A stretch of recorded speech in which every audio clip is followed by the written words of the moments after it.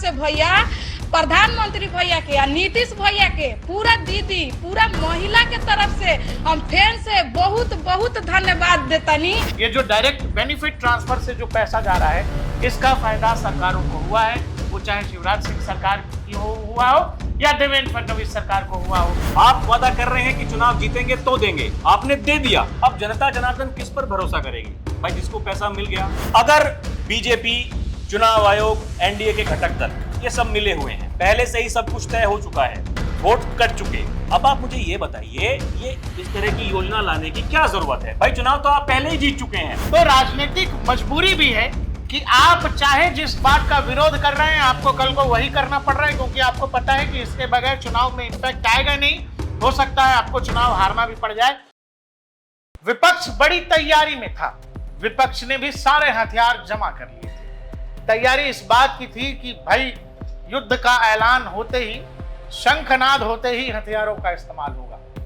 हम ये किसी युद्ध, ऐसे युद्ध की बात नहीं कर रहे जिसका इस्तेमाल युद्ध में, मतलब मैदानी युद्ध में होता है, हम चुनावी युद्ध की बात कर रहे हैं। बिहार में 6 अक्टूबर के बाद कभी भी चुनावों का ऐलान हो सकता है, लेकिन चुनावी ऐलान से पहले नरेंद्र मोदी और नीतीश कुमार की जोड़ी ने एक ऐसी चाल चली है जो विपक्ष के रखे रखे हथियार को उनके गोडाउनों में ही एक तरह से, बिहार में कहते हैं, भोत कर देगी। मतलब वो हथियार किसी काम के नहीं रहेंगे।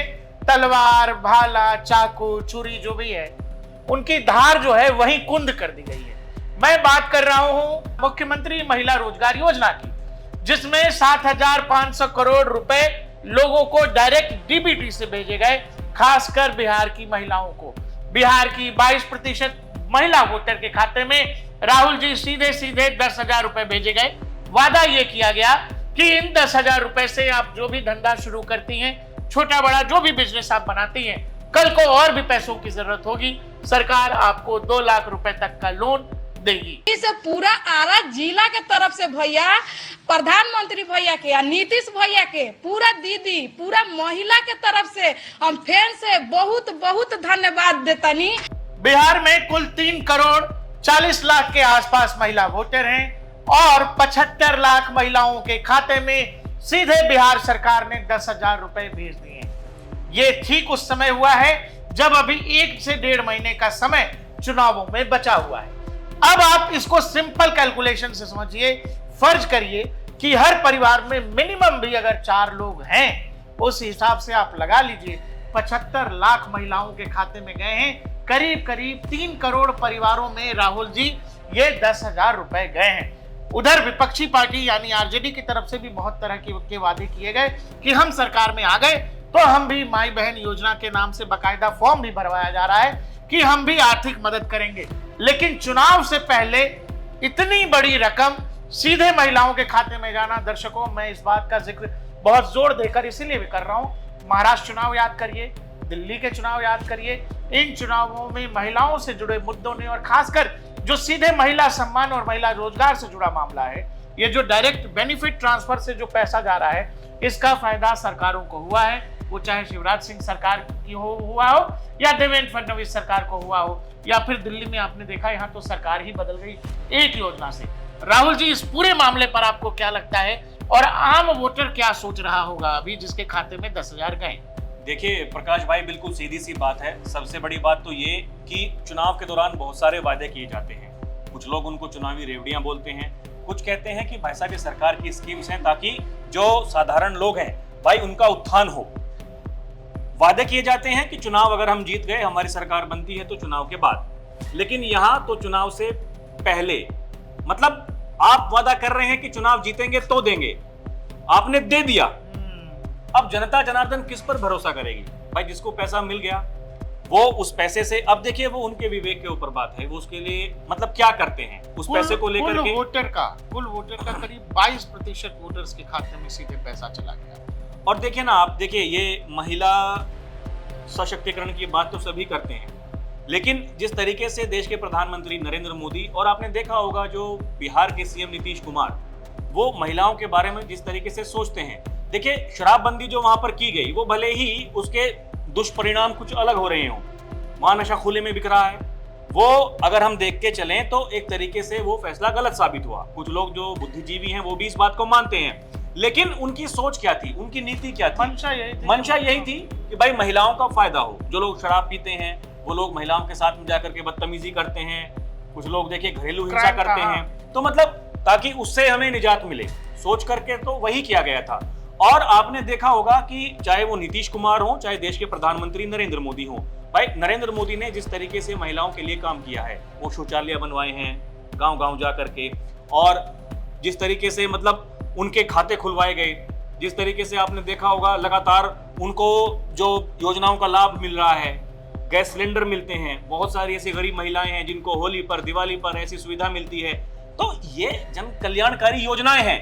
अगर वो जो लोग जिनको पैसा मिला है वो देखिए कहीं ना कहीं तो सरकार से प्रभावित तो होंगे कि भाई साहब हमारे पास में कुछ नहीं था, 10,000 रुपए और इतने पैसे मिल गए। मतलब कोई छोटा व्यवसाय करने के लिए आप कुछ करके एक मतलब उदाहरण पेश कर सकते हैं। सरकार कल को कही रही है अगर आप कुछ अच्छा करेंगे तो फिर हम आपको लोन देंगे, और जितने भी जो बड़े बड़े व्यापारी हैं वो लोन लेकर के देखिए अपना काम करते हैं। तो ये एक छोटे छोटे जो लोग हैं जो कुछ नहीं सोच पाते हैं, जो कुछ नहीं कर पाते हैं, उनके लिए एक ये बहुत बड़ा कदम हो सकता है। एक बात और प्रकाश भाई देखिए यहाँ एक बहुत बड़ी बात एक और भी है, क्योंकि देखिए बिहार में एसआईआर हुआ और विपक्ष ने एक मुहिम चलाई कि वोट चोरी हुई, वोटों की डकैती हुई, बड़े स्तर पर ऐसा हुआ और विपक्ष के वोट काटे जा रहे हैं। 65 लाख वोट काट दिए गए, लोग परेशान हैं, सड़कों पर उतरे। वहां पर आपने देखा होगा वोटर अधिकार यात्रा निकाली गई, उसके बाद में बिहार अधिकार यात्रा तेजस्वी यादव ने निकाली। एक बात बताइए, अगर बीजेपी, चुनाव आयोग, एनडीए के घटक दल ये सब मिले हुए हैं, पहले से ही सब कुछ तय हो चुका है, वोट कट चुके, इतना नुकसान होना तय है, अब आप मुझे ये बताइए ये इस तरह की मुहिम चलाने का, इस तरह की योजना लाने की क्या जरूरत है? भाई चुनाव तो आप पहले ही जीत चुके हैं। तो ये एक तो बड़ी बात उनके लिए है। अब देखिए नेता वहां लगातार जा रहे हैं, देश के गृह मंत्री अमित शाह बिहार में जाकर के क्या कुछ नहीं वो कह रहे हैं, क्या करते हैं। कोई भी पार्टी है जब वो चुनावी मैदान में होती है, जनसभा होती हैं, बड़े बड़े नेताओं को बुलाया जाता है, जो बड़े नेता हैं उनकी डिमांड होती है, जो चुनाव लड़ रहे होते हैं वो बुलाते हैं कि भाई साहब हमारी कॉन्स्टिट्यूएंसी में आना, यहाँ आकर आपकी हमें जरूरत है। ये सब करने की क्या जरूरत है? चुनाव तो आप पहले ही जीत चुके हैं। फ्रीबीज की बहुत चर्चा होती है, जैसे दिल्ली सरकार पर बहुत आरोप लगता है, पंजाब तमाम सरकारों पर आरोप, खुद प्रधानमंत्री कहते रहे हैं कि फ्रीबीज नहीं होना चाहिए, देश की अर्थव्यवस्था पर असर पड़ता है।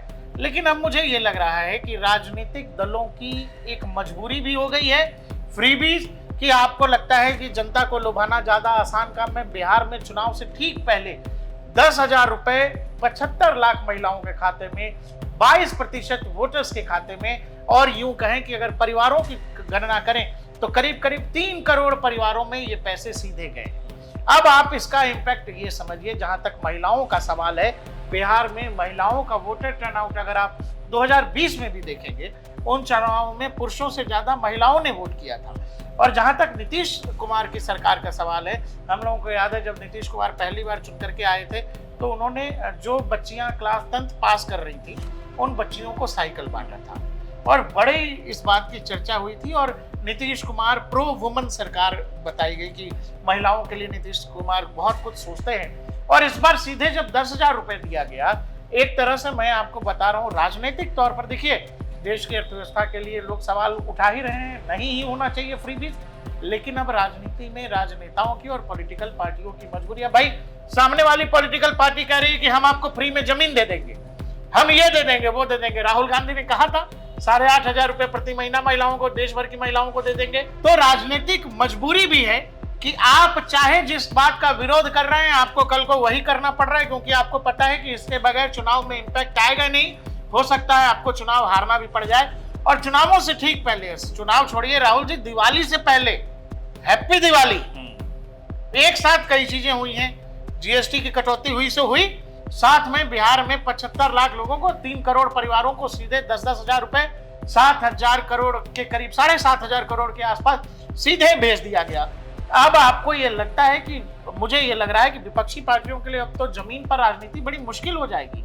आप चाहे जो वादा करिएगा, जनता के मन में तो यही आता है भाई साहब आप वादा कर रहे हैं, इधर वाले ने वादा किया 26 अगस्त को, 26 सितंबर को ऑनलाइन पेमेंट हो गया।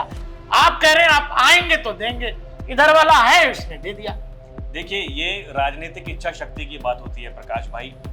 अक्सर लोग ये कहते हैं कि जहां विपक्ष सोचना बंद कर देता है, ये नरेंद्र मोदी और उनकी टीम ये वहां से सोचना शुरू करते हैं। यही वो कारण है, इस देश की जनता मोदी के चेहरे पर भरोसा करती है। अभी आप देखिए भाई, आप ये कह रहे हैं ना कि ये अर्थव्यवस्था इससे खराब हो जाएगी। जीएसटी रिफॉर्म अगर किया गया है, वो किस लिए किया गया है? और दूसरी बड़ी बात देखिए, राजनीतिक इच्छा शक्ति की बात होती है। उत्तर प्रदेश, जिसको बीमारू राज्य कहा जाता था, उसी उत्तर प्रदेश में 70,000 करोड़ का रिवेन्यू सरप्लस है। अब आप बताइए, 25 करोड़ प्रदेशवासियों का जो प्रदेश है, इतनी बड़ी जनसंख्या वहां पर है, सब कुछ हो रहा है। जिसको जो जरूरत है वो जरूरतें उनको उसी हिसाब से उनको मिल रहा है। तो ऐसी सरकार की जरूरत क्यों ना होगी किसी भी प्रदेश को? और यही तो देश के प्रधानमंत्री नरेंद्र मोदी कहते हैं कि भाई साहब, हमें सोचना होगा, हमें जन कल्याणकारी योजनाएं लेकर के आनी पड़ेंगी।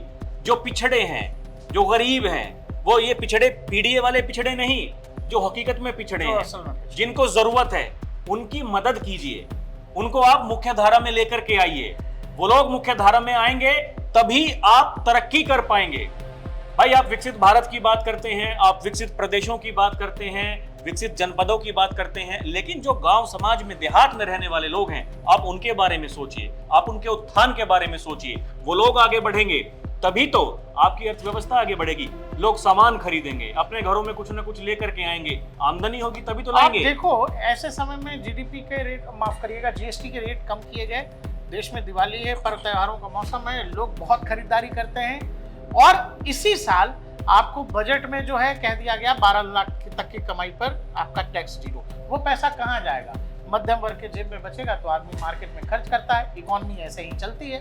दर्शकों, एक साधारण सी चीज समझिएगा, विपक्ष तैयारी कर रहा है, चुनाव होने हैं, तरह तरह के मुद्दे, और साथ में आर्थिक कहानी भी कि आपको ये दे देंगे, वो दे देंगे, वो आधे हो ही रहे हैं। लेकिन दूसरी तरफ नरेंद्र मोदी और नीतीश कुमार ने एक झटके में 75 लाख गरीब महिलाओं के खाते में सीधे 10,000 रुपए भेज करके एक तरह से विपक्ष का सारा सपना, मुझे लगता है कि एक तरफ से धरा का धरा रह जाएगा, क्योंकि बिहार चुनाव में इस बात का बहुत मेजर इम्पैक्ट होने जा रहा है।